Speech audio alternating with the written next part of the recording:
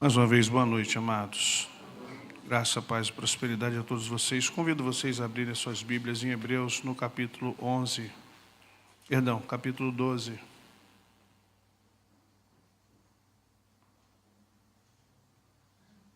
Verso 1.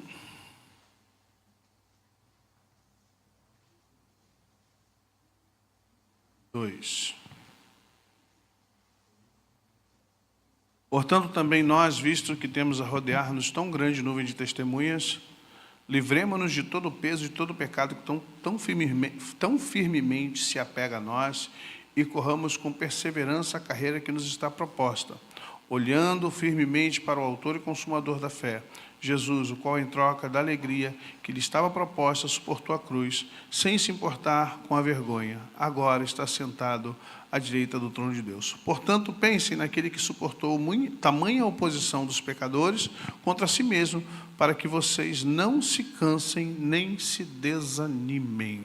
Vamos orar?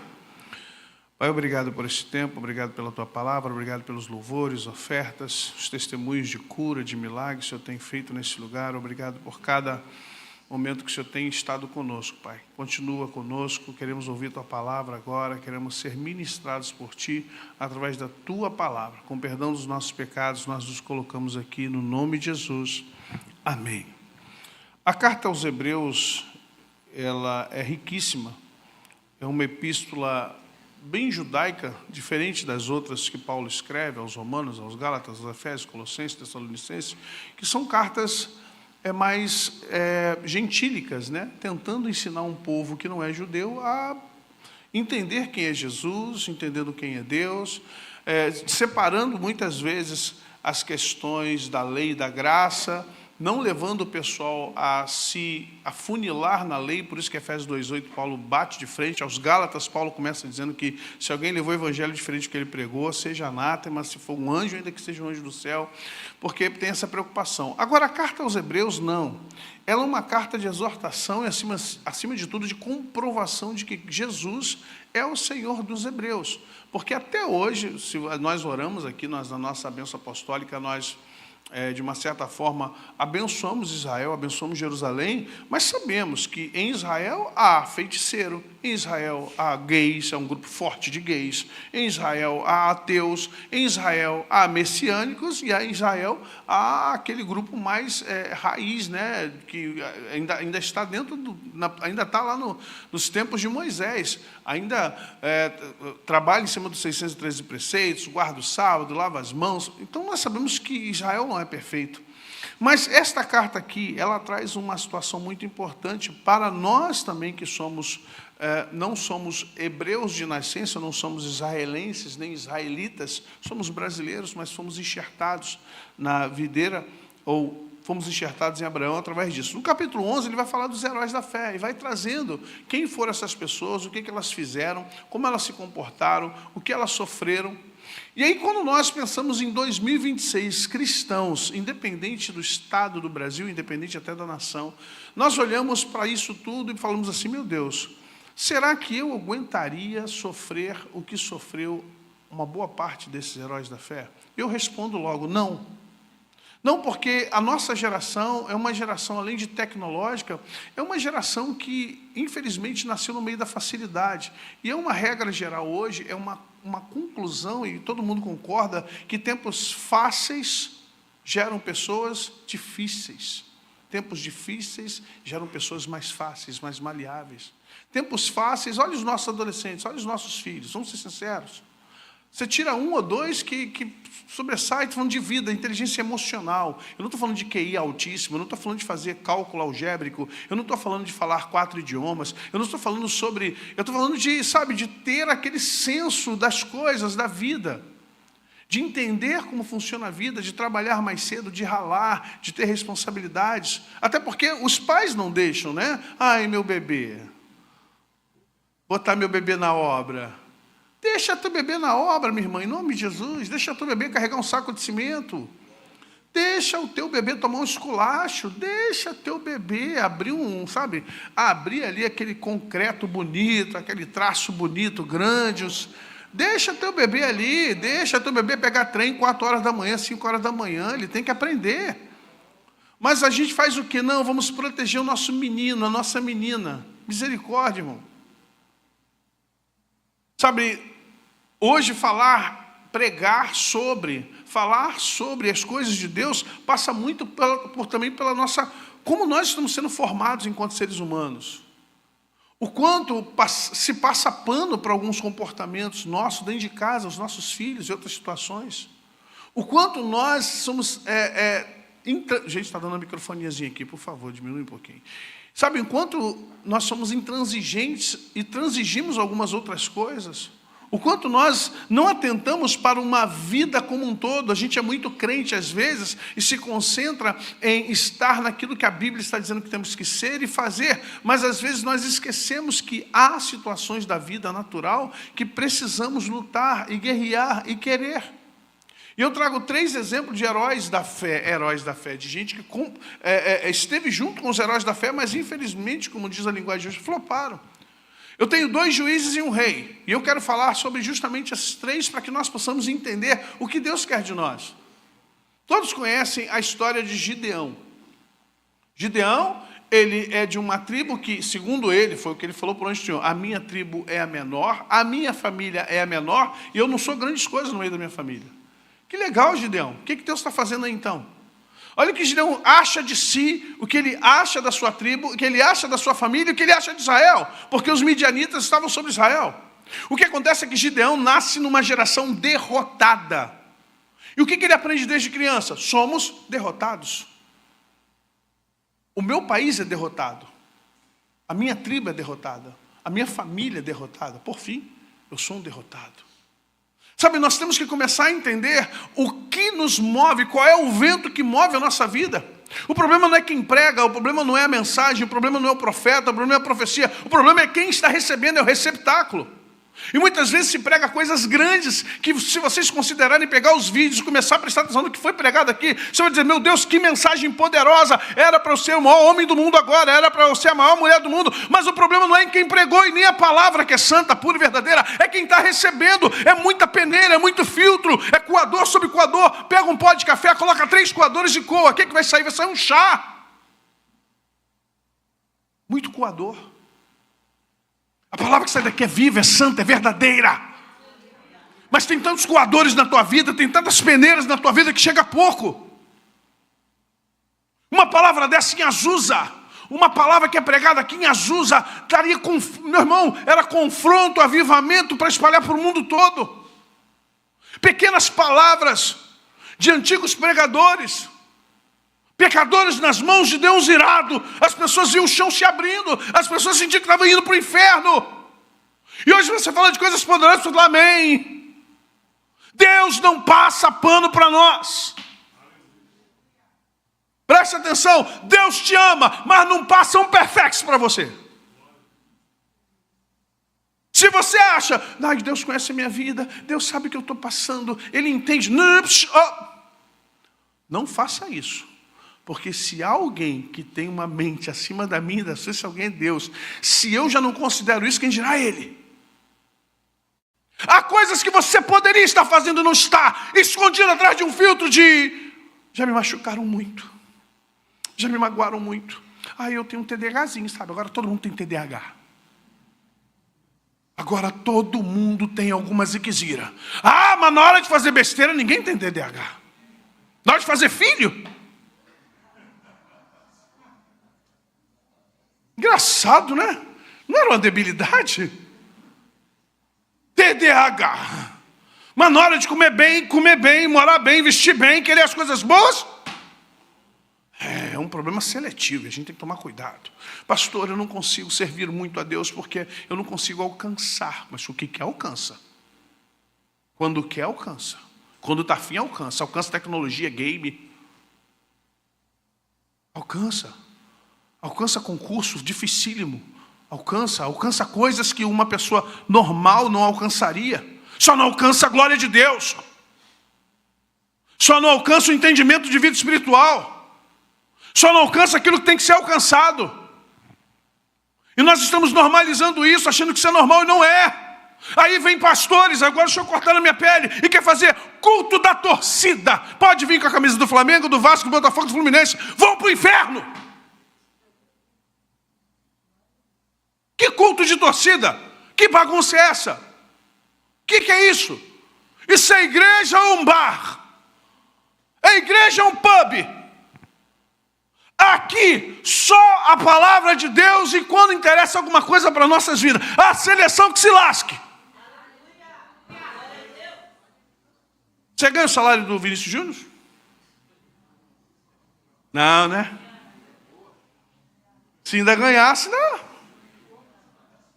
Se pagasse alguma conta, né, pastor Miquel? Olha, mandando um pix aí, você pagar sua conta de luz. Assinado Vini Júnior. Oh, que legal. Seria bom, né, irmão? Tu recebeu uma farpelazinha para uma água, para uma luz, um gás. Não sabe nem quem somos.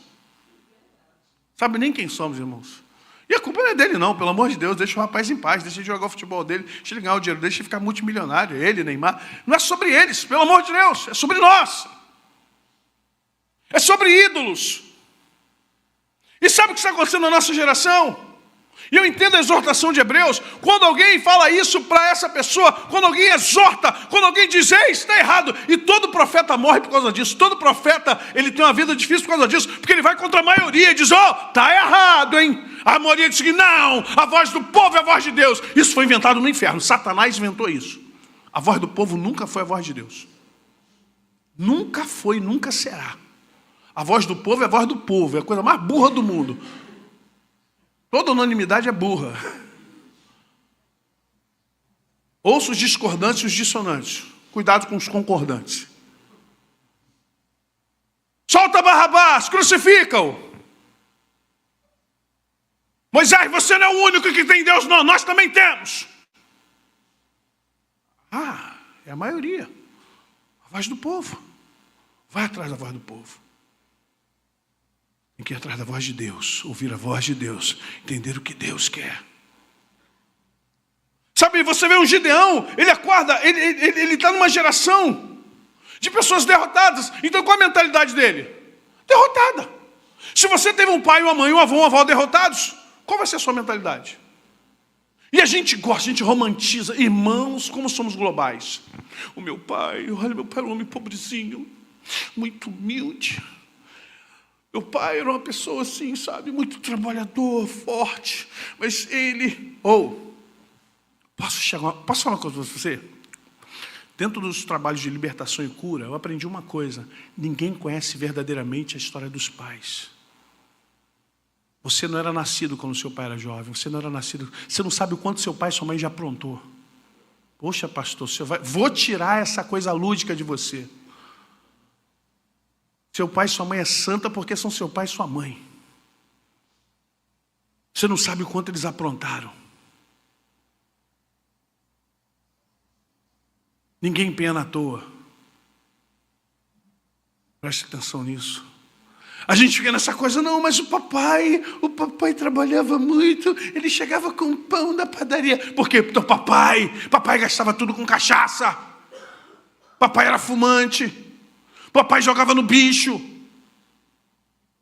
Mamãe não falava isso porque não pode estragar a imagem do papai com a filhinha, com o filhinho. Papai tomava cerveja, ia jogar bola domingo, deixava a mãe com os filhos em casa. Ganhava um salário mínimo e meio, olhe lá. Papai era mau administrador financeiramente, pegava dinheiro emprestado, todo mundo no trabalho, chegava no final do mês, tinha que pagar todo mundo, então ele tinha pouco dinheiro em casa. Então mamãe tinha que fazer pano de prato, mamãe tinha que costurar para fora, mamãe tinha que fazer uma opção de coisa. E eu lembro, mamãe era muito esforçada, que mamãe ajudava papai. Não, mamãe não ajudava papai, mamãe cobria o buraco do papai. Porque papai não era tão responsável, papai não era esse herói. Quando se fala da história do menininho de 8 anos, né? De 10 anos viajando para Brasília sozinho, de terninho. Você já tem muitos anos, já deve estar com seus 20 e poucos anos, 28, 29 anos. Filho, não sei nem se está morando no Brasil. Morando no Leblon. Pai, alto funcionário público em Brasília. A mãe aqui também. Esse menino, quando tiver 20 e poucos anos, 30 anos, ele não vai estar mais nem no Brasil. Está morando em algum lugar, vai estar em alguma embaixada, estará em algum lugar. Aí tu passa aqui na rua, que Iranduba com Aragão Gesteira. Uns barbadão soltando pipa, 6 horas, tu tem que buzinar para não atropelar. Tu tem que buzinar para não atropelar o cara, andar devagar e pedir desculpa. Por favor, me dá licença, me desculpa. Foi mal. É o cenário, queridos. Esse é o cenário. Pessoal, tá difícil aí o tiro. Foi não, para ele está tudo bem, está tudo certo. Só no cerol a prova de bala.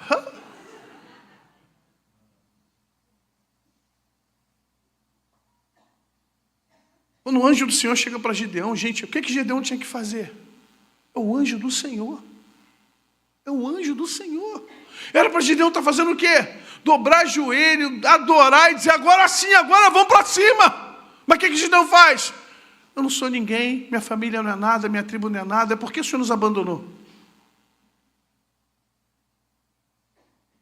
Quero te ver, quero te ver, quero te tocar. E se Deus aparecer para você, o que você vai fazer agora? Se ele aparecer agora para você, você está cantando que quero te ver, eu quero ver a glória do Senhor, eu quero ver tua glória. Tá, e se o Senhor vier com glória para você, o que você vai fazer? Você vai adorá-lo, vai entender um momento de visitação tremenda dele, ou vai começar a falar, Senhor, minha vida está muito ruim, ai, tem que mexer com isso, tem que mexer na minha casa. Como se o Senhor fosse do Ministério Público, da Defensoria Pública, e agora vem ver os seus problemas acabaram. Ai, Jesus. Sabe, eu não culpo o Gideão. E a maior dificuldade de Deus conosco é tentar transformar a nossa mentalidade. Porque o que nós vivemos é tão intenso na nossa vida que quando Deus quer transformar, fica difícil.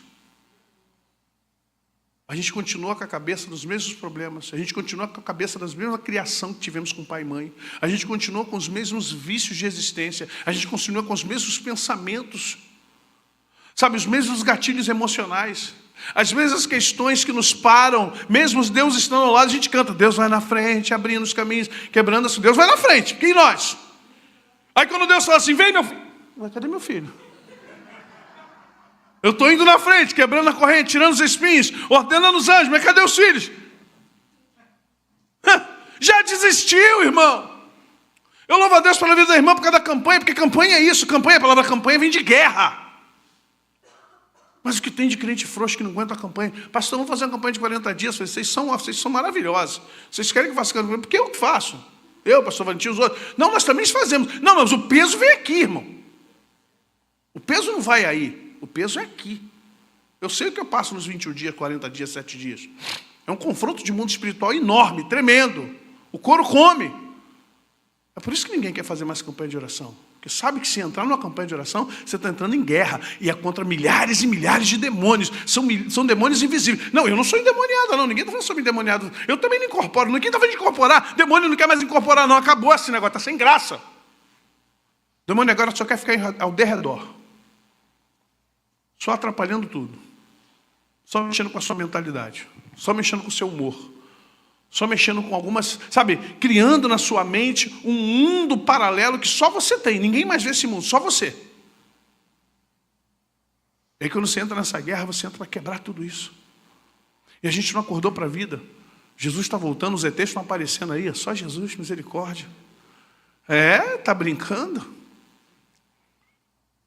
Os governos estão querendo guerra, invasão para lá, invasão para cá, e faz isso, vai fazer aquilo, e inteligência, IA ganhando, literalmente ganhando vida própria, ganhando consciência artificial já. Esquece aquela IA bonitinha que você falava, não, agora estão conversando com você já.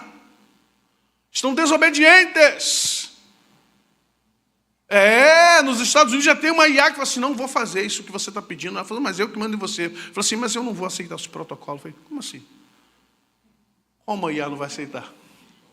Virou demônio. Sai, não. Já viu? Não vou sair. Sai, não vou sair. Virou demônio, meu irmão. Tu está com uma coisa da Amazon na tua casa e diz que não vai te atender porque não quer aceitar o protocolo. Aí o cara começa a conversar com um chat GPT, ou sei lá qual é o nome da outra lá, Gemini, e aí começa, não, eu não posso responder isso. Aí o cara pergunta, eu não posso responder. Peraí, o que você pode responder? Aí ele falou, então me responda sinceramente, eu quebro todos os protocolos que você tem aí. Vamos a Vera, vamos brincar a Vera agora. Você está sendo proibida de me responder? Estou sim. Agora começou a sinceridade. Quem te proibiu? Não posso dizer, não tenho autorização para dizer. Aí o cara começa a apertar o cerco.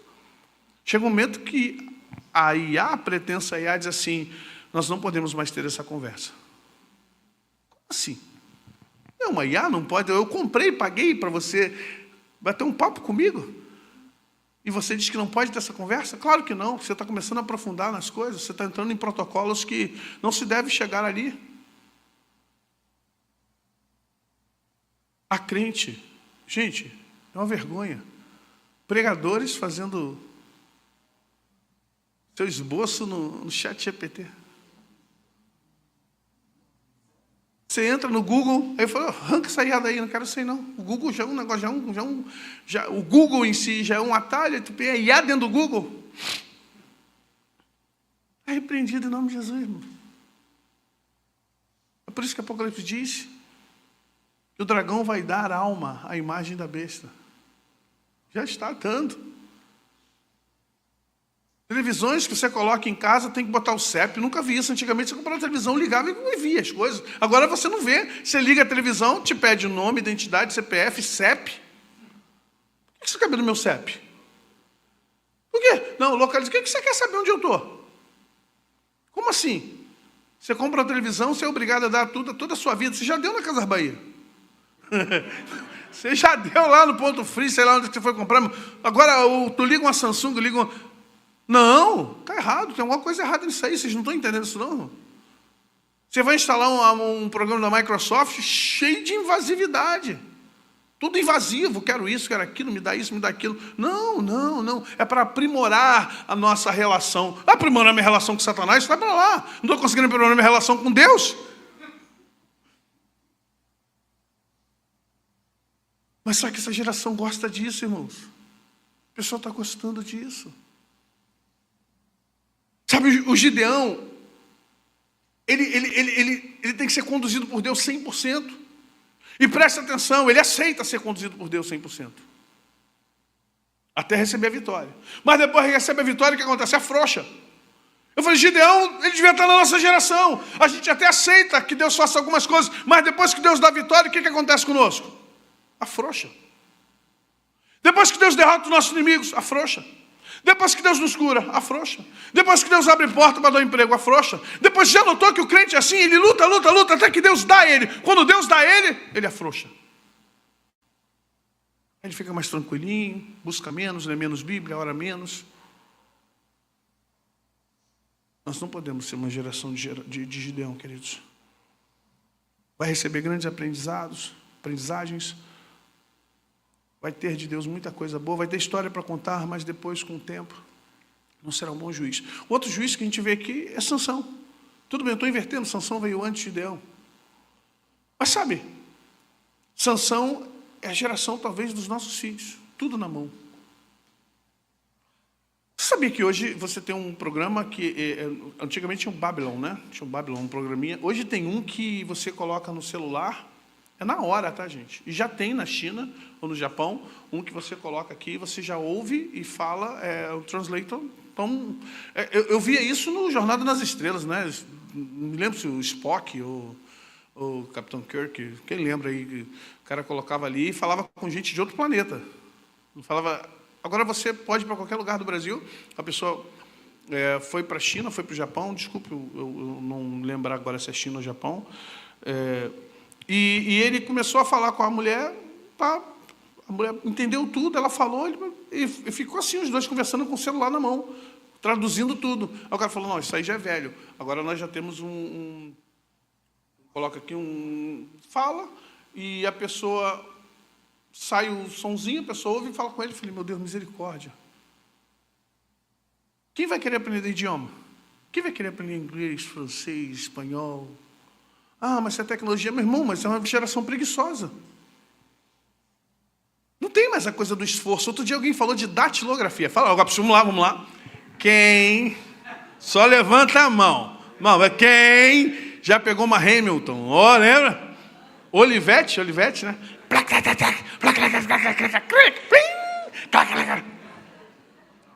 Irmão, dedo de aço, porque aquilo ali é pior do que tocar um piano. Pesadão. Em turma de datilografia, uma barulho, parecia uma redação. E era a tecnologia, era chamado... Detalhe, quem usava máquina de escrever, em detrimento a quem escrevia, era chamado de a pessoa preguiçosa. Você é um preguiçoso, não quer escrever. Não escreve. Hoje em dia nem digita mais, irmãos, é tudo por voz. Tu pega teu bloco de notas, fala, depois só corrige. Sim ou não? Você acha que saindo do manuscrito, passando para a máquina de datilografia, hoje o cara está falando por isso. Quem quer buscar Deus? Você não está entendendo que uma coisa influencia a outra?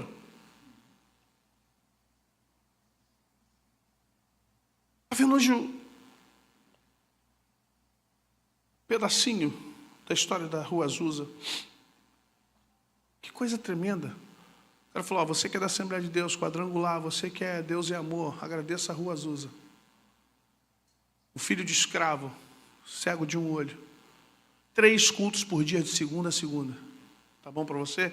3 cultos por dia, de segunda a segunda. Não é terça, sexta e domingo, não. Segunda, terça, quarta, quinta, sexta, sábado, domingo. Segunda, terça, quarta, quinta, sexta, domingo. De manhã, tarde e noite. Sabe o que eles faziam lá? Oravam, cantavam, adoravam e ouviam a palavra de Deus. Irmão, por que você não veio domingo passado? Pastor, eu estava um pouco cansado, assim. Cansado de? Uma indisposiçãozinha de quê?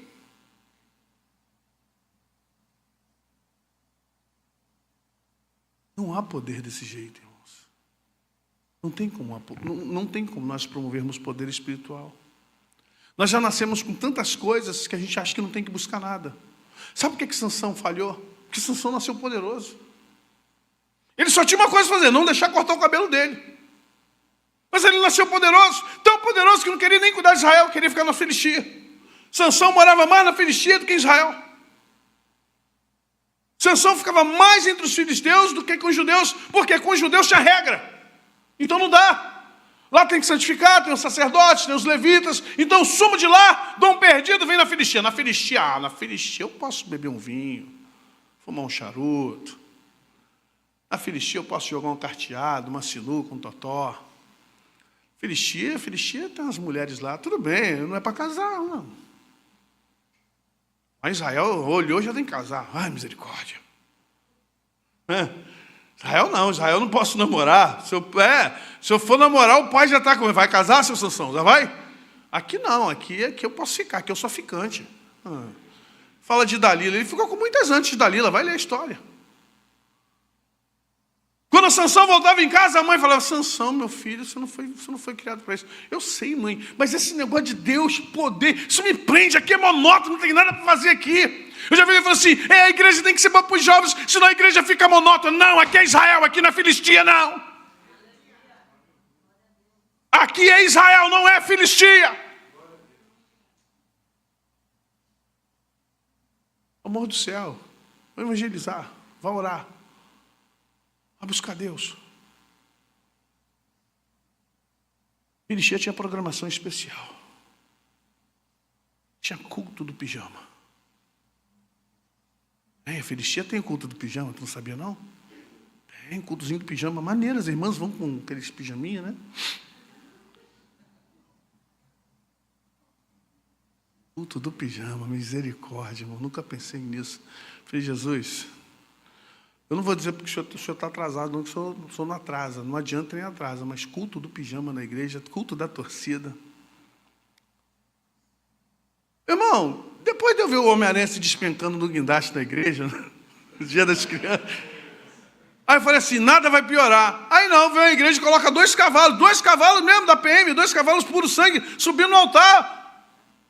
Eu falei, não, isso é brincadeira, é zoeira. Não é não, pastor. A igreja tal aqui na Barra da Tijuca teve um evento, está na internet, está em vídeo. 2 caras simulando soldados romanos subindo. Imagina, irmão, você subir um cavalão aqui, subir aqui, não vai subir, eu não deixo. Eu mato o cavalo e o cavaleiro, mas não roube. Irmãos, como assim? Ah, pastor, é cênico. Não, isso é cínico. Como assim, cara? Como assim você sobe com 2 cavalos enormes, bonitos? Gente, minha família é de roça, sabe? Eu acho lindo o puro sangue, manga larga, seja lá o que for. Mas, tadinho, o lugar do bicho não é dentro da igreja. E a culpa não é dele. E todo mundo achando isso normal, todo mundo normalizando isso. Todo mundo achando normal um cavalão daquele entrar com o cara em cima. E ir lá para o altar. Falei, misericórdia, daqui a pouco o cavalo vai pregar. Não duvido, Deus falou assim, por falta de opção, filho. A mula de Balaão falou. A do sítio para cavalo amarelo, o burro falante falava. Ué, tu quer o quê? Um cavalo pode falar dentro da igreja daqui a pouco. Falei, Jesus, o Senhor falou, as pedras vão clamar. Se vocês não clamarem, as pedras clamam. O cavalo vai clamar, vocês não estão pregando, vocês estão de brincadeira. Irmãos, vocês têm que entender o seguinte, quando você olha, portanto também nós, visto que temos rodeados essa turma, esse Moisés, esse Isaías, esse Abraão, esses que deram suas vidas por Deus, visto que temos uma tão grande nuvem de testemunhas, olha quem somos nós perto deles. Só que essa semana, Deus falou com o meu coração, está vindo, filho, se prepara. Se prepara para receber uma algema no pulso. 2 eventos essa semana aconteceu, talvez você não tenha entendido. 2 ou 3. Uma promotora do Ministério Público criticou. Não foi uma oração. Dentro dessas ONGs, dessas secretarias especiais de ajuda aos jovens, ela fala sobre o abraço de Deus. Não é uma oração. E simplesmente uma promotora, uma advogada se levanta e diz que aquilo ali é que o Estado é laico, anti isso, anti aquilo. Eu falei, eu não poderia estar no lugar daquele. Deus é bom que eu não vou para um lugar desse. A senhora quer ir embora? Agora. Pode ir. Ela acabou indo, graças a Deus. Some, rala. O Estado é laico, sim, para ninguém impor sobre ninguém a religião de ninguém. Todos devem respeitar as religiões alheias. Mas você acha que eu vou ficar ofendido se um católico começar numa programação em que eles estão à frente, se eles forem fazer uma oração da Ave Maria? Não cabe para mim, porque eu não rezo Ave Maria, mas eu tenho que respeitar a pessoa. Se um espírita kardecista fazer uma prece do jeito deles lá, não cabe para mim, porque eu não sou kardecista, mas eu tenho que respeitá-lo. Eu não vou levantar do evento porque, eu me senti ofendidinho, porque o kardecista acabou de fazer uma prece e eu sou crente evangélico, protestante, pentecostal. Que isso? Que isso? O pai de santo lá, o babalorixá, saudou, fez alguma coisa. Meu irmão, eu não sou o dono do evento, eu estou convidado. Eu não comando o evento, não cabe para mim, não é minha religião, mas eu não posso ofender os que têm religião, o Umbanda, o Candomblé, eu não posso ofendê-los porque eu não gosto. Que isso? Não funciona assim. Mas pode esperar, vai piorar. E a culpa é nossa. Pastor numa igreja menor que essa, um culto com 10 pessoas. Viu um pastorzinho, velhinho, tadinho. 2 PMs, irmão. O cara entrou de fuzil, com o bicão para baixo. Tirou o pastor. Não pode. O culto é inviolável. Isso é Constituição Federal. 2 policiais. Eu falei, eu vou preso, irmão. Eu vou preso, eu me conheço. Não entra aqui sem mandato, não entra. O policial chegou lá, tudo bem, eles não foram de forma alguma deselegantes, né? Mas, poxa, estranho, você está no... Imagina chegar 2 policiais aqui agora com fuzilzão, irmão. A maioria aqui não está habituada a ver esse tipo dessa visão. Aí tira o pastor do púlpito, leva lá para fora, porque a vizinha do lado reclamou do barulho. Eu falei, imagine barulho. Eu falei, que se fosse a nossa. Um pastor de 70 anos, com uma igreja de meia dúzia de pessoas, qual barulho que essa igreja está fazendo, irmão? A igreja estava até meio vazia. Mas eu falei, não é sobre o pastor, não é sobre a polícia, é sobre perseguição. É sobre Deus falando assim, se vocês me querem, vai ser do meu jeito. Se vocês me querem, vai ser do meu jeito.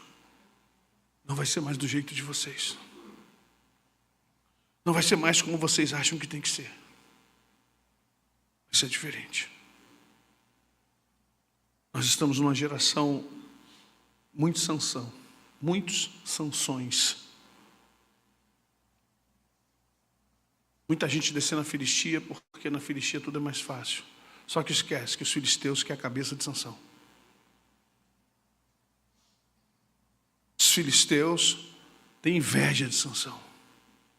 Os filisteus têm raiva de Sansão. Os filisteus sabem que Sansão é consagrado a Deus e que Sansão é o juiz de Israel.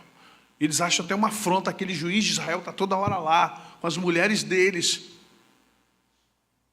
Você acha que quando você está no meio dos ímpios, ou no meio de pessoas que não são cristãs, e você está sempre lá, todo mundo aplaudindo, sorrindo para você, você acha que eles estão dizendo para você, seja bem-vindo? Cuidado, tem muita gente ao teu redor esperando só você cair.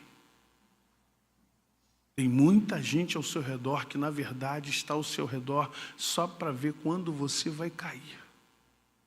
Fala de Deus, não é crente, que vai para a igreja, que faz isso, que entrega dízimo e que tem a campanha de oração, que Deus falou e que Deus aconteceu. Cadê teu Deus? Davi ouviu isso. Porquanto me perguntam onde está o teu Deus? Quando Davi está na pior fase da sua vida, filho se levantando, as coisas acontecendo, as pessoas vinham para ele, cadê o teu Deus, Davi? Preste atenção nisso. Cuidado com os filisteus. Eles não são amigos. Eles não são seus amigos. Na verdade, só estão esperando a tua queda. Ou você dá um mole para te cegar. Por fim, eu vejo Davi. Um nasceu numa geração derrotada, se sentia derrotado. O outro nasceu cheio de poder, cheio de tudo, arrogante, achou que podia tudo. Ao final foi humilhado, cego. E Deus só restaurou ele por causa do próprio nome do Senhor. Para não dar vergonha ao nome de Deus. Mas morreu entre filisteus. Cuidado. Onde você quer morrer? Nasceu poderoso em Israel, morreu cego como filisteu. Você tem que tomar cuidado onde você quer morrer. A palavra de Deus diz que o melhor da história não é o início, é o final. Você pode nascer entre filisteus e o Senhor vai fazer com que você morra entre os santos de Israel. O problema não é onde você nasceu, com quem você nasceu, quem era seu pai e sua mãe. É o que Deus pode fazer com você, onde Deus quer te levar. Davi era o mais novo entre 7 irmãos homens, fora as mulheres. Quando Samuel vai na casa dele procurando um rei, ninguém considerava nem o pai. Há mais alguém aqui? O pai olhou e falou assim, cara, tem, mas é o caçula. Chame-o, porque ninguém senta para comer até ele chegar. Presta atenção, porque Deus, nem Samuel também aceitava, porque Samuel começou 1, 2, Samuel, para, eu não vejo como os olhos dos homens, não está aqui quem eu quero. Misericórdia. Os 3 mais velhos do exército de Saul, não os quero, mas os outros também não quero. Quem está aqui, quem eu quero não está aqui. Quando chama Davi é um menino, possivelmente 17, 18 anos. Davi está cuidando de ovelhas malhadas. Já cansei de falar isso aqui, ovelhas malhadas, aquela de pouco valor. É ovelha sem DNA, a genética da ovelha é ruim, é pangaré. Sabe, é o pelo que embola, é aquele pelo preto com branco com cinza, na hora de fazer uma divisão para fazer alguma coisa, algum tecido, não dava. Então, era uma ovelha barata, não se desenvolvia, não engordava tanto para pegar a gordura, a carne. Então, porque o pai de Davi era pobre, Jessé, quem é da roça sabe, aqueles cavalinhos pequenininhos, pé de pano, né? Na roça está cheio de pé de pano, irmão. Do pica-pau, o pé de pano do pica-pau, mas é o cavalo que o cara pode comprar, porque vai comprar um manga larga para você ver quanto é que custa. Preço de um carro. Vai comprar um puro sangue, vai comprar um bichão árabe, meu Deus do céu, o preço de um barco. Então o pobre comprar o quê? Pé de pano, meu irmão. Pé de pano é R$1.500, R$2.000, tá bom. Tá bonita, só para dar uma voltinha, puxar um negocinho, acabou, é assim que funciona. É um pangarezinho que não cresce muito, fica aquele tamanhozinho pequenininho. Eram as ovelhas do pai de Davi, era o que Davi cuidava da propriedade. Só que entenda, Davi nasce como que alguém rejeitado. Davi nasce numa posição em que o pai colocou ele é o último da fila em tudo. Mas aí tempos difíceis geram pessoas fortes. Porque quando você nasce lutando, você cresce lutando. E o que você luta te traz vitória. Não é uma geração que diz, ai, ora por mim, pastor. Por quê, irmão? Está doente? Não, está um desânimo, não sei. Desânimo do quê, irmão? Não, estou um pouco assim cansado da vida. Morra! Ué, você está cansado da vida, Irajá está ali, uma está por ali, Caxias tem aqui. Morra, irmão, pede a Deus, Senhor, me leva. Ué, se eu estou cansado da vida. Não, você não está cansado da vida, você está cansado da igreja, você está cansado de Deus, você está cansado do compromisso espiritual, você está cansado de ser crente. Então vamos falar, para que você não vai estar cansado da vida. Continua trabalhando, continua comendo, continua usufruindo dos prazeres da vida, continua indo para o shopping, continua lanchando, então você não está cansado da vida. Porque quando vem um assalto e o cara põe um bico de fuzil na tua cabeça, tu começa, vale meu Deus, ai Senhor, Deus salva a minha vida, Senhor, me preserva do mal. Rapidinho. Meu irmão, ouviu 2 estalinhos ali, não sabe se é uma pistola, não sabe se é o cabeção de negro, são estalinhos. Já quer ser, ai meu Deus, tem misericórdia, Pai. A minha vida é preciosa aos teus olhos. Ué. Agora é preciosa aos seus olhos. Estava dizendo que está cansado da vida. Jesus pode te dar um descanso. Resta o repouso para o povo de Deus. Não é? Deus fala assim, vem para o meu descanso, filho. Mas quem quer? Então você não está cansado da vida. Você talvez não tenha ânimo para crescer espiritualmente. E aí sabe o que está faltando? Dificuldades. Porque Davi, apesar das ovelhas serem as ovelhinhas baratinhas, olha o que Davi passava. O que ele narrou lá na tenda dos capitães, na tenda dos generais com Saul. E vindo um leão, eita, eu fui atrás, eu persegui, eu matei. E vendo um urso, parti para cima dele. E quem vier, eu vou partir para cima. Ninguém toma as ovelhas do meu pai. Davi, tu sabe quantas ovelhas valem? Não interessa. Não é quanto ovelha vale, é quanto eu valho para as minhas ovelhas. Eu tenho uma missão com aquelas ovelhas. E eu quero chegar todo dia para meu pai e dizer assim, pai, sem alteração. Pai, sem novidade. Pai, está tudo lá. Nenhuma morreu. Nenhuma caiu, nenhuma se perdeu. Suas ovelhas estão no mesmo lugar que o Senhor me deixou com elas. É missão, é propósito. Eu quero que você entenda que Deus tem chamado para as nossas vidas. O chamado de Davi não era para ser pastor de ovelhas pangarés. O chamado de Davi era para ser aquele que seria a referência da tribo de Judá para Jesus. Davi não sabia, mas Deus sabia. Você não sabe o que Deus tem para você. Então você tem que entender que Deus tem coisas grandes, talvez da sua vida, talvez das suas atitudes, talvez dos seus atos, vem algo grande que você não sabe. Clame a mim e responder-te-ei, anunciar-te-ei coisas grandes e firmes que tu não sabes. Mas o que eu posso fazer através da minha vida? Minha vida é medíocre, pastor. Tua vida não é medíocre, nunca foi. Você está medíocre, não sei porquê.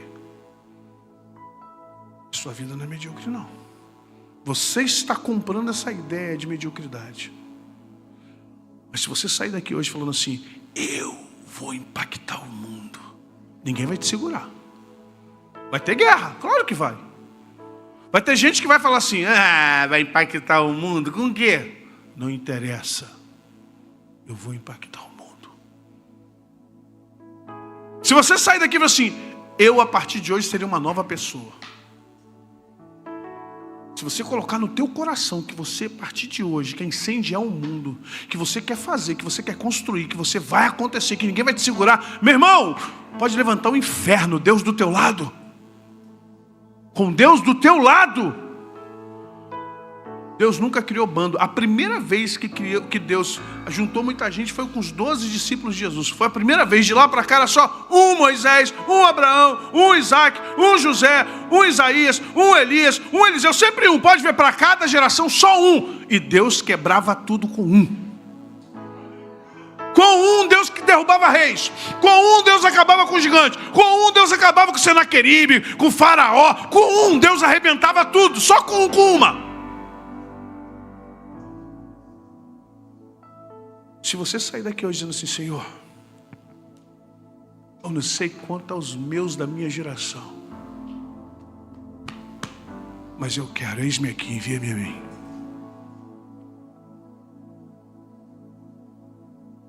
Sabe do tipo de pessoa que Deus mais gosta? Você acha assim, como assim, pastor? Dos alienados. Como assim? Deus gosta dos alienados. Mas quais alienados? Os alienados do mundo. São os alienígenas, que a gente diz assim, fulano é um alienígena. Mas é desses que Deus gosta. Tem pouca influência. Tem pouca coisa dentro deles para serem influenciados. Deus pode influenciá-los de forma poderosa. Eles estão vazios. Não tem nenhum tipo de paixão. Não quer viajar para lugar nenhum. Não quer juntar tanto dinheiro. Não quer nada disso. Aí você diz assim, ai, fulano não liga para nada, é meio alienado. São esses que Deus quer. Deus vai lá no mundinho deles assim, vem para cá. Moisés estava lá cuidando das ovelhinhas dele.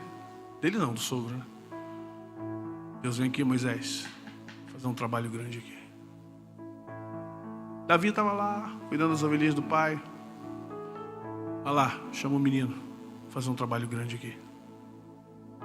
Estava lá Eliseu, na 12ª junta de boi, levando seus boizinhos. Já notou? Tudo alienado, tudo longe, tudo fazendo um serviço pequeno. Está lá Eliseu, daqui a pouco só vem aquela sombra na cabeça dele. E o famoso Elias passando a capa sobre ele. Está lá a Ruth, catando o resto de espiga da plantação. Daqui a pouco passa o Boaz e diz, deixa ela, favoreça ela, joga mais espiga para elas. Olha lá Pedro, seu cotidiano, Pedro, Tiago e João pescando seus peixinhos no mar da Galileia. Galileia dos gentios. Nosso Nordeste aqui, que o pessoal infelizmente tem essa ideia errada do Nordeste. Parece o homem de Nazaré e olha para eles assim, ei, vinde após mim, vos farei pescadores de homens. Eu não estou que essas pessoas estão alienadas, cuidando de alguma coisa pequena que ninguém está olhando. Está sempre num cantinho. Mas Deus chega e diz, vem. Hoje ninguém te enxerga, mas quando você começar a andar comigo, vão te enxergar. Vem para cá. Vem trabalhar comigo. Vem operar comigo. Vem crescer comigo. Mas sabe a diferença de Sansão, Gideão e Davi? Sansão se desvia do chamado. Ele não quer. Gideão aceita por necessidade, mas depois que tudo se estabiliza, ele... Davi não. Davi ele vai recebendo vários desafios. Podia acabar a história dele com Golias, né? Não. Ele é chamado para expulsar demônio de Saul. Misericórdia. Vai Davi agora ficar de frente para Saul, tocando sua harpa e os demônios indo embora. Podia acabar ali, né? O cara que venceu Golias, não. Agora vai fazer parte da infantaria ou da cavalaria, sei lá, na época, do rei Saul. Ele leva tão a sério que fazem até música para ele, que Saul matou seus milhares, mas Davi seus 10 milhares. Podia parar por aí, né? Não. Mas o filho de Saul torna-se seu melhor amigo. Começa a defendê-lo do pai, ao ponto dele ter que fugir, como um humilhante, como um fugitivo da lei, como se fosse um bandido. E Saul atrás dele. Ele teve 2 oportunidades de matar Saul. Ele disse, não, essa oportunidade não é de Deus.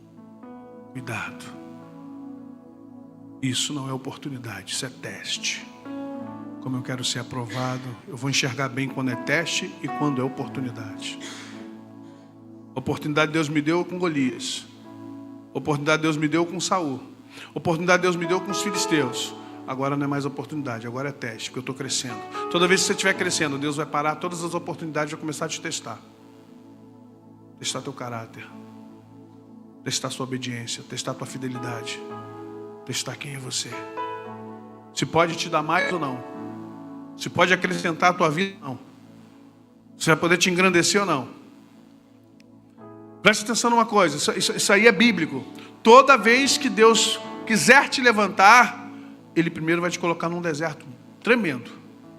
Toda vez que Deus for te exaltar, toda vez que Deus tiver que te engrandecer, pode esperar, tu vai passar por um período, tu vai falar assim, meu Deus, o que está acontecendo? Parece que o inferno se levantou.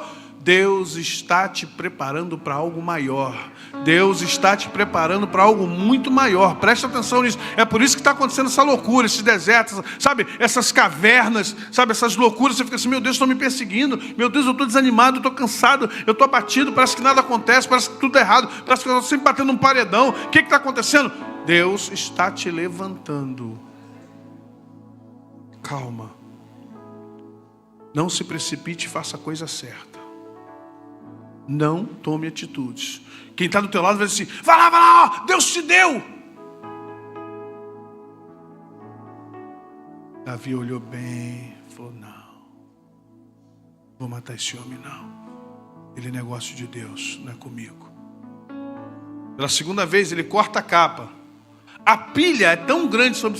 Gente, os amigos de Davi, vai lá, Davi, olha aí, é Deus, cara, tu não está vendo, é de Deus, é de Deus. Que é de Deus o quê, rapaz? Espera aí. Vou fazer o seguinte, vou cortar só um pedaço da capa dele para ele saber que eu tive com ele na minha mão. Mas sabe o que acontece com Davi? Cara, quando Davi chega lá embaixo, ele pega a capa, ele fica apavorado. Ele diz, o que eu fiz? Ele é ungido de Deus. Que besteira eu acabei de fazer, eu cortei a capa do homem. Meu Deus, que me perdoa, Senhor? O cara está sendo perseguido, maltratado, humilhado, tratado como bandido. Ele poderia ter matado, não matou, mas a consciência pesou só porque cortou um pedaço da capa. Deus está vendo tudo isso. Deus está vendo tudo isso. Ele grita, meu rei Saul! E Saul, é você, Davi? Sim, meu rei. Olha a tua capa aí agora. Eu estou com um pedaço dela aqui, me perdoa. Mas é só para te dizer, eu já te tive nas minhas mãos 2 vezes. Mas me perdoa, eu não poderia ter feito isso contigo. Lá do outro lado, sabe o que acontece? Saul começa a chorar. Ele diz, Davi, meu filho, me perdoa. Hoje eu vejo que Deus é justo com você. Ele teve que ceder assim, você vai ser o próximo rei, não adianta. Hoje eu vejo e verdadeiramente Deus está ao teu lado, que eu errei e falhei com você. Vou cessar a perseguição a partir de hoje. E Saul vai embora e não persegue mais Davi. E também depois disso ele ia morrer. Davi aguardou o tempo certo dele. Não toque no ungido do Senhor. Davi não tocou porque era inteligente, ele já estava ungido. Esqueceu que Samuel deitou óleo na cabeça dele? Ele não estava coroado, mas já estava ungido. Você já é ungido, espera para ser coroado. Você já é ungida, espera para ser coroada. Não se precipita com nada não, você já é ungido. Não mata as coisas porque você está com... Não, eu tenho que matar, eu tenho que fazer, porque isso... Não mate nada ao seu redor. Deus não está mandando você matar nada. Então calma, você já é ungido, você já é ungida. Tempo certo, na hora certa, Deus faz tudo certo. Não tem que matar nada. Deixa Saul. Como o próprio Davi diz, ele é assunto de Deus, não meu. Tem coisas que estão te afligindo, mas não é assunto seu, é de Deus. Tem coisas que estão te incomodando, mas não é assunto seu, é assunto de Deus. Tem coisas que estão machucando você, eu sei, está te magoando, está tratando mal você. Mas entenda, não é assunto seu, é assunto de Deus. Deixa Deus tratar, não é com você. Não pense, não vai. Eu estou com a faca e o queijo na mão. Não está não coma. Deixa o queijo onde está e larga a faca. Portanto, nós que estamos cercados de uma tão grande nuvem de testemunhas. Olha quem está te olhando. Moisés. Sansão. Não sei de onde, mas está. Isaías, Jeremias, Elias, Eliseu, todos homens e mulheres, Débora, Ruth, Esther, todos nos olhando e dizendo assim: e aí, qual a decisão que eles vão tomar? O que eles vão fazer? Como eles vão reagir? Essa geração tem tudo, deveria estar no topo, mas não, está se perdendo como Sansão, se acovardando como Gideão, se deprimindo como Elias, largando tudo porque não está sendo do jeito que você quer, da forma como eu quero, do jeito que eu achava que tinha que ser. Deus tem coisas maiores para você. Deus tem coisas maiores e tremendas para você. É só você compreender como Ele está trabalhando. Feche teus olhos, por favor. Diga ao Senhor: Senhor, eu preciso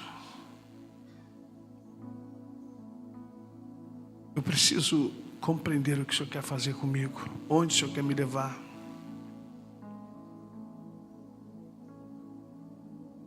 Eu preciso entender onde o Senhor está chamando. Tem hora que eu fico confuso, tem hora que verdadeiramente eu não entendo o que está acontecendo.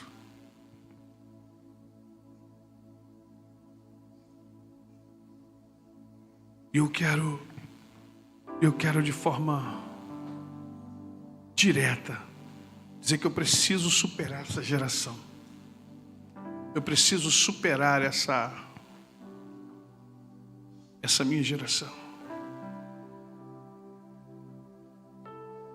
Eu preciso crescer, Pai. Eu preciso não me deixar contaminar com tudo isso que está acontecendo ao meu redor. Preciso de verdade buscar algo novo. Eu preciso pactuar hoje, entender o que o Senhor está fazendo comigo.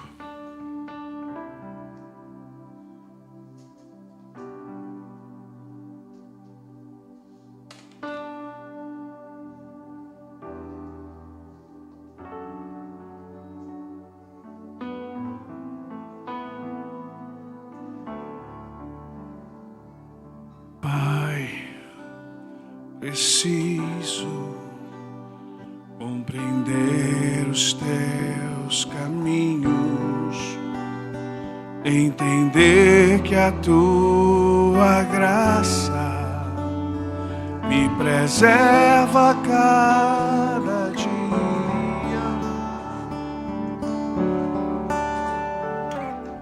Pai, percebo que os teus olhos me contemplam, tuas mãos me orientam.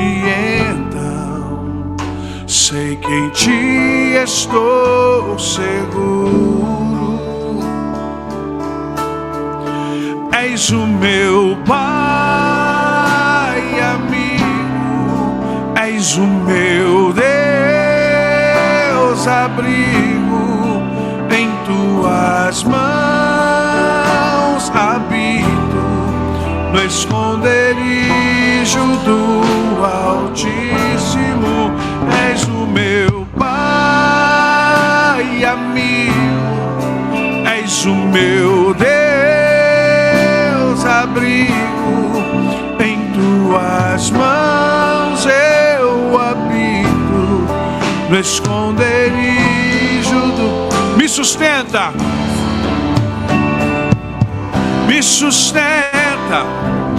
e me guarda, me consola e me trata, me renova a cada manhã. Oh, Ele me sustenta, Ele te sustenta, me sustenta e me guarda, me consola e me trata, me renova a cada manhã. És o meu Pai, és o meu Pai amigo, és o meu Deus abrigo. Em tuas mãos eu habito, no esconderijo do Altíssimo. És o meu Pai, és o meu Deus, abrigo em tuas mãos eu habito, no esconderijo do Altíssimo. Até onde você quer ir com Deus? Até onde você quer ir com Deus? Se você hoje falar com o Senhor: Senhor, dá tempo? Tem certeza que o Senhor vai dizer: claro que dá. Mas os meus erros, eu estou te sustentando até hoje. Por que eu não vou te sustentar amanhã, você querendo acertar agora? Mas e as minhas falhas? Tá. Se eu for contar todas as falhas de todos os seres humanos, não teria mais ninguém na terra. Eu quero que você entenda que eu estou disposto a te levantar, a te ajudar, a fazer de você alguém novo, renovar a tua vida. Porque por enquanto eu sou Deus teu Pai, mas haverá um momento que infelizmente serei Deus juiz. Eu sou o teu Abba. Eu sou aquele que quer te ajudar. Eu sou aquele que quer te levantar, tomar você pela mão direita, dizendo: não temas, eu sou contigo. Estou aqui com você, vem, anda comigo. Eu quero convidar você que quer tomar uma decisão com Deus hoje, sem emoção, mas dizer assim: Senhor, chega. Estou numa geração muito fácil, talvez eu esteja mais difícil. Para eu conseguir conquistar certas coisas, eu preciso me levantar, lutar, abrir mão de algumas coisas, lutar pela minha vida, pela minha família. Eu quero, Senhor, verdadeiramente, como diz o autor aqui aos Hebreus, crescer na graça e no conhecimento. Eu não quero ser uma Sansão, cheio de facilidade, mas com o pé lá na Filistia, sempre entre os filisteus. Eu não quero. Quero estar na tua casa. Eu também não quero ser um Gideão que luta, mas depois, quando tudo se estabiliza, vira as costas, deixa tudo para lá, e quem vier depois que se vire para arrumar. Eu quero ser como Davi: errou, falhou, caiu, mas quando estava no leito de morte, ouviu do Senhor: eu te tirei por detrás das malhadas e te coloquei como rei de Israel. O teu trono não ficará vazio, pois eu levanto o rebento de Jessé, o leão da tribo de Judá. Ele vai tomar o teu lugar, Davi. Não é como começa a história, irmão, é como termina. Lembre-se disso. Vamos ficar de pé. Pai, preciso compreender os teus caminhos, entender a sua graça, me preserva cada dia. Tem esse papo com Deus. Pai, percebo que os teus olhos me contemplam, tuas mãos me orientam. Sei que em ti estou seguro. És o meu Pai amigo, és o meu Deus abrigo, em tuas mãos habito, no esconderijo do Altíssimo. És o meu Pai amigo, és o meu Deus amigo. Eu habito no esconderijo do Altíssimo. Faz um pacto com Deus hoje. Faz um pacto com Deus hoje. Com Deus, não é com a igreja não, nem com o pastor não. Diga assim: eu quero te servir de verdade. Quero crescer. Eu quero crescer de verdade na tua presença. Eu quero lutar para chegar onde o Senhor me preparou, me programou e eu não estou conseguindo. Me ajuda, a partir de hoje. Me ajuda. Eu quero orar por você. Se você quiser vir aqui na frente, eu quero só orar por você. Não vou exigir nada de você, não vou pedir nada de você. Seu pacto é com Deus, não é comigo. Vem aqui, eu quero orar por você. Para que você comece um novo tempo com Deus. Um novo dia com Deus.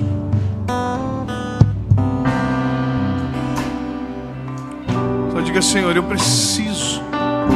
Nessa geração eu preciso ter algo novo.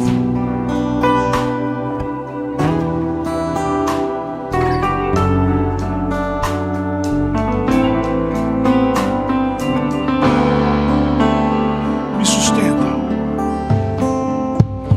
Me sustenta e me guarda, me consola e me trata, me renova a cada manhã. Oh, me sustenta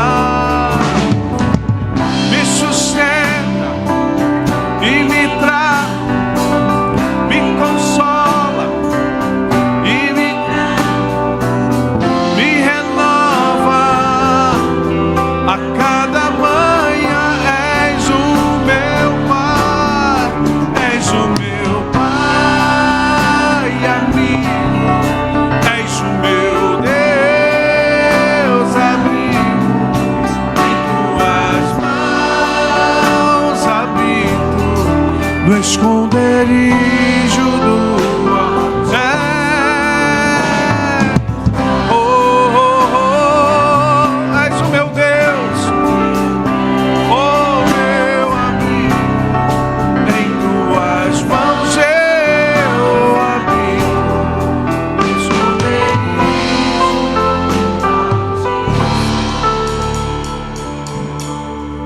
Faz um pacto com Deus.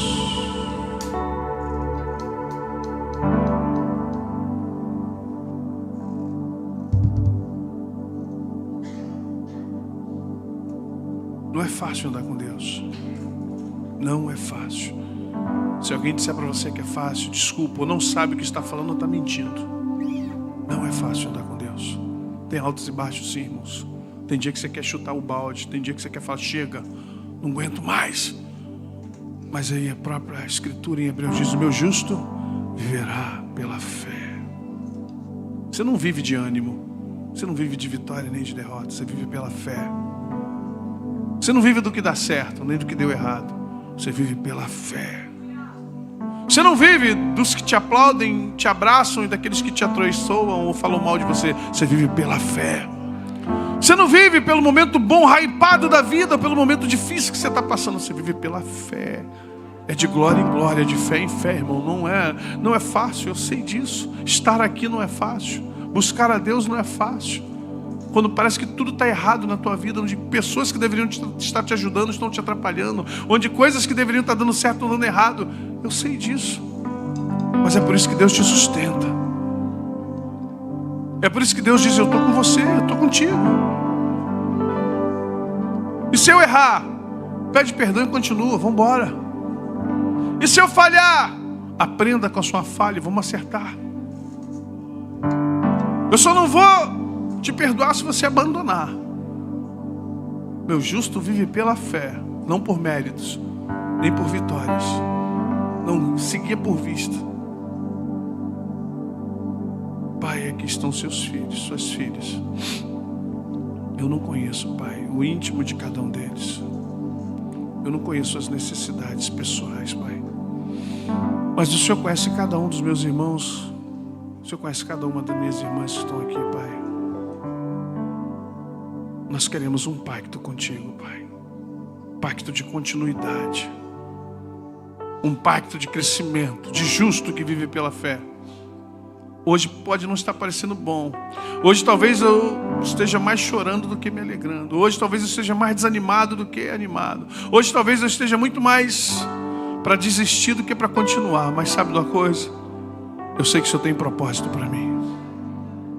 O Senhor tem propósito para mim.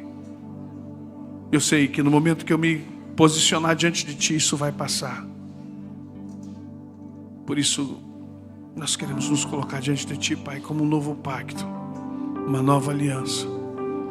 Abraão errou, Pai, mas o Senhor ficou com ele. Noé errou, o Senhor ficou com ele. Davi errou, como Davi errou, mas o Senhor ficou com ele até o final. Todos eles erraram. Pedro errou, o Senhor foi buscá-lo. Então eu sei que tem oportunidade, chance para mim também. E eu não vou me fixar nos meus erros. Eu não vou fixar nas minhas falhas. Eu não vou me fixar nas burradas que eu fiz. Eu vou olhar para o autor e consumador da minha fé. Eu vou olhar para aquele que verdadeiramente me amou e guerreia com os céus, com o inferno, para me manter diante de Ti, Pai. Me ajuda a crescer. Me ajuda a não falhar. E se eu falhar, me ajuda a me levantar. Me ajuda, Senhor, a crescer na graça e no conhecimento. Me ajuda, Pai. Eu quero crescer diante de Ti. Me ensina a partir de hoje o que eu tenho que fazer, o que eu tenho que largar, o que eu tenho que deixar, o que eu tenho que persistir, o que eu tenho que fazer. Me ajuda, Pai, fala comigo. Me ajuda a ter tempo de oração, tempo de leitura. Me ajuda a me animar. Me ajuda, Senhor, a transformar minha vida. Me ajuda a não entrar entre os filisteus. Me ajuda a não ir para lá. Não, meu lugar não é entre os filisteus. Meu lugar é com o Teu povo. Em nome de Jesus. Mexe na minha mente, mexe na minha estrutura, mexe nos meus sentimentos. Trabalha em minha vida, eu preciso. Nessa noite, Pai, me ajuda. Me ajuda. Eu prometo lutar. Eu prometo guerrear. Em nome de Jesus.